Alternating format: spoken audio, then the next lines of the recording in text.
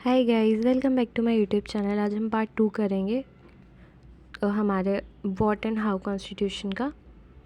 तो हम स्टार्ट करते हैं। Fundamental identity of people. हमें क्या क्या फंडामेंटल आइडेंटिटी दी गई है, उसके कितने टाइप्स हैं, क्या है उसके अंदर, वो हम पढ़ेंगे।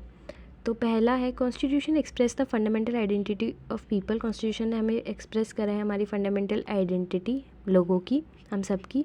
दो हैं, पॉलिटिकल आइडेंटिटी और मोरल आइडेंटिटी। पहले हम पॉलिटिकल आइडेंटिटी पढ़ते हैं। By providing certain basic norms and principle. कुछ बेसिक नॉर्म्स और प्रिंसिपल प्रोवाइड करे हैं जो हम सबको ही फॉलो करने पड़ेंगे, irrespective of their religion, caste, gender.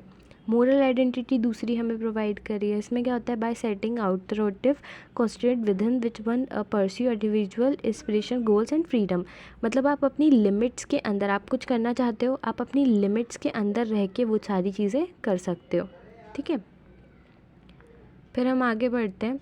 The authority of constitution. The authority of people who intact the constitution help determine in part it's prospects for success. कोई भी कॉन्स्टिट्यूशन, मान लो हम कुछ भी काम भी कर रहे होते हैं, हमें टीचर एग्जांपल हम लेते हैं। टीचर भी कौन अच्छा लगता है, जो हमें इस तरीके से समझाए कि हमें समझ में आए, जो हमें सब पढ़ाए। ऐसा नहीं करे कोई टीचर जो उसको आता है सिर्फ वही पढ़ाए अच्छे से, हमें सब चीज़ें पढ़ाए। हमें और कौन सी चीज़ें क्वालिटी चाहिए होती हैं। अगर हमें टीचर सेलेक्ट करने को बोला जाए कि मतलब जैसे इंटरव्यू है किसी टीचर का, वो आया मतलब पढ़ाने आया आपको, तो आप क्या क्या क्वालिटी देखोगे। एक तो वो अच्छे से पढ़ा रहा है कि नहीं पढ़ा रहा, आपको हर एक चीज़ रीड, ऐसा तो नहीं कर रहा कि सिर्फ रीडिंग ही कर रहा है, आपको रीड करके समझा भी रहा है कि नहीं समझा रहा, आपको उसका समझ में आ रहा है कि नहीं आ रहा। तो ऐसे ही जब हम हमारा लीडर चूज़ करते हैं, तब हम बहुत सारी चीज़ें देख के चूज़ करते हैं। तो वो कौन सी चीज़ें देखते हैं और मतलब क्या क्या चीज़ें होती हैं, क्या नहीं होती। तो अगर कोई मतलब ऐसे हम बोलें कि रूल करने के लिए किसी को, तो ऐसा मतलब कॉन्स्टिट्यूशन डिटरमाइन करता है, हमें हेल्प करता है कि मतलब ऐसा कितने चांसेस है सक्सेस होने के। वो डिपेंड करता है उस पर्सन पे कि कौन पर्सन उस जगह पे है। The more of constitution preserve the freedom and equality of all its member, the more likely success.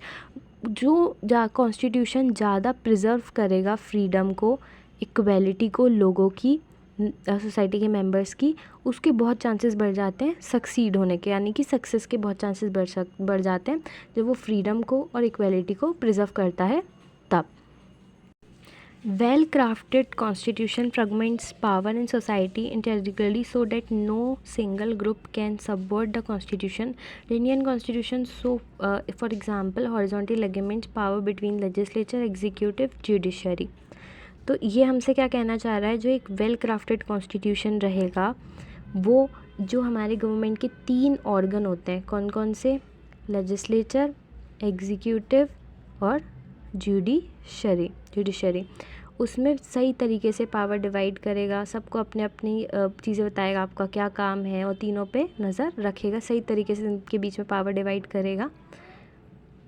फिर हम 4th पढ़ते हैं। Successful constitution strike the right balance between the preserving core values and adapting them to new circumstances. Indian constitution also refer to as a living document because of possibility to change the provisions and its certain changes to ensure that it will survive as a document respected by people.